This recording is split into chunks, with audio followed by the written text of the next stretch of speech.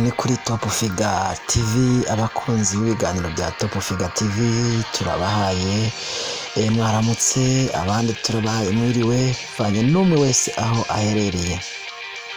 By'ukuri rero by'umwihariko tubifurije umwaka mushya muhire w'ibihumbi 2025 kuri Top Figa TV. Tuje kugira ngo tubahe itangazo rivuga ngo umwaka w'ibihumbi 2025 ni umwaka Top Figa TV igiye kuba hafi y'abakunzi bayo, cyane cyane rwose ko tusa n'abamaze gutangira. Tugiye kuza tubagezaho ibiganiro bya gospel. Tubaye ikaze. Niba ari ubwa mbere by'ukuri rero ushitse ku murongo wa Top Figa cyangwa se kuri channel ya Top Figa TV, tugusaba gukanda subscribe kugira ngo uyu mwaka tuze kubasha kubana nawe hafi na hafi. Niba umwaka ushize tutashoboye kubana hafi na hafi, uyu mwaka tujye kubana hafi na hafi. By'ukuri rero nguko uko byari bimeze muri famiye. Turi gushima Imana, Imana yaturinze umwaka wa 2024. Ibyari kuduhitana, ibyari gutuma amagara yacu ahutara ntibyabuze.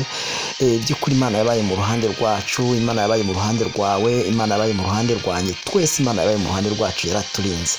Rero nguko uko byari bimeze, kandi dushimira n'abadufashije n'abaje tukabana mu masengesho yo gushima Imana. Rero ngayo nguko tubaye kazi na karibu, tugusaba ukanda subscribe kugira ngo ubane natwe uyu mwaka. By'ukuri rero uyu mwaka uzaba umwaka w'ibyishimo ku bakunzi ba Top Figa TV, no kuba tarakanda subscribe uzabe umwaka mwiza kuri mwebwe. Noneho ukanda subscribe, twizamukira tubana nawe uyu mwaka wa 2025 muri gospel, ubutumwa bwiza, gushima Imana, indirimbo za gospel.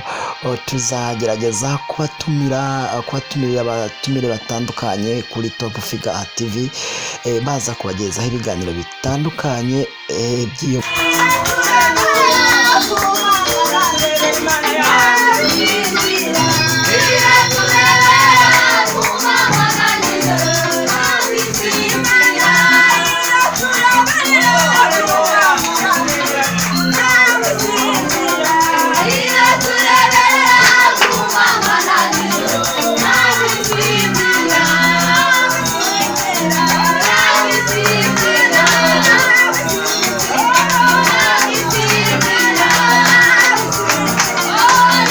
Yeah.